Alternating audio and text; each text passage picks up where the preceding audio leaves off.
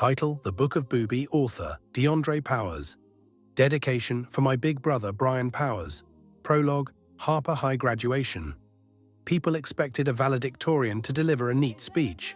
Brian started rapping. Once the crowd realized what he was doing, it erupted. Everyone moving, laughing, shouting. That was him, always flipping the script, bending the rules, making the room vibrate. Music was his life. Carlos, our older brother, was locked up but still creating. He wrote albums and sent them to Bube to record. I learned to record his songs when I was 12 so the music would keep going. He taught his friends to read, to write, to do math.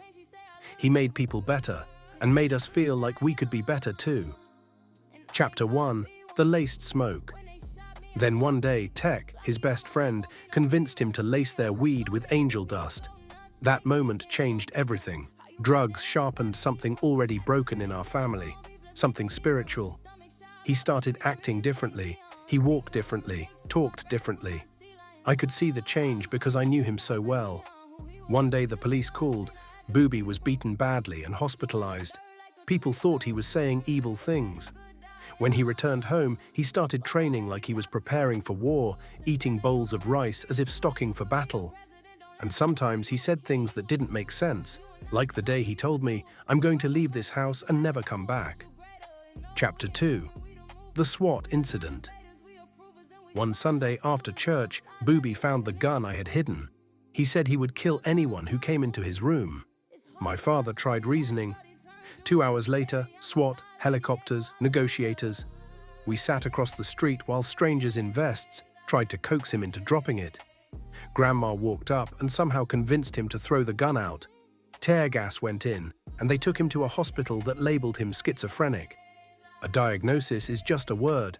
For us, it was the beginning of 16 years without him. Weeks later, he almost crashed into Curie High during a daycare drop-off.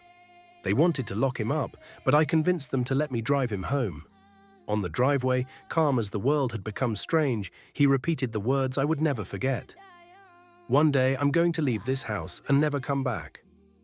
Chapter 3: The Last Call. The last time I spoke to Bube was over the phone while I was in prison. My son Jabari had just died, born with one lung. Bube told me he loved me and said he was sorry. It was the last clean moment before the world turned upside down. 6 months later, Internal Affairs and the feds pulled me from my cell. They asked if I'd heard from Bube. I called home. My family told me he had left and never come back. Chapter 4: Crystal Lake. Years later, 2016, our car was shot up. Devo, my little brother, died. I lived. Paranoid, I recovered in a place called Crystal Lake, keeping to myself. Nobody knew I was there. Not my parents, not the people who used to know where to find me. I was small in that town, a shadow of myself. Then Mama Rita called.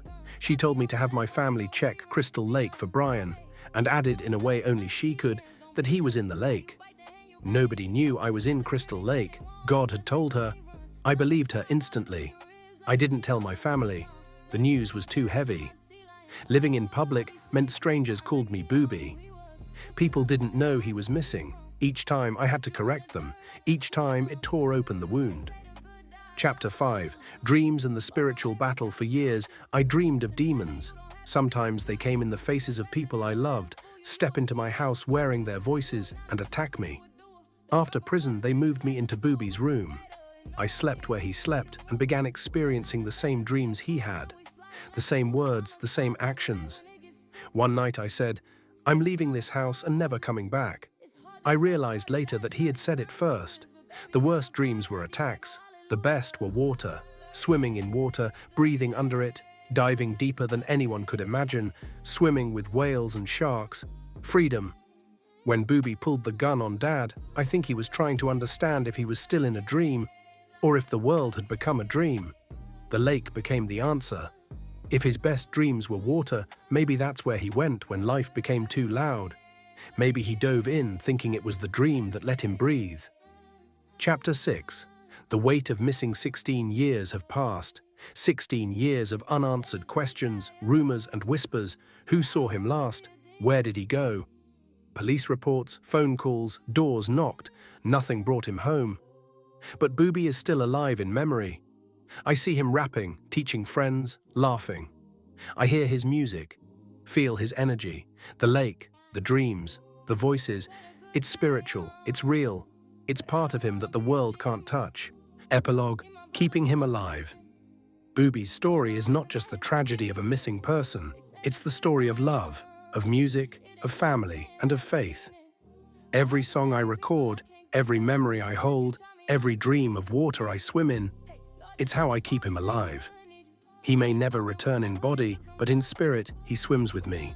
He teaches me, he fights with me. He is the brother who never came back. And yet, in every note, every breath, and every wave of water in my dreams, he is still here. Synopsis: Brian Bube 2. Powers was more than a brother. He was a valedictorian who rapped his graduation speech, a music artist who inspired everyone around him, and a light in a world that tried to break him. The Book of Bube is the raw, unflinching story of a family haunted by loss, drugs, and spiritual battles, and of a brother who disappeared 16 years ago under circumstances that no one could explain.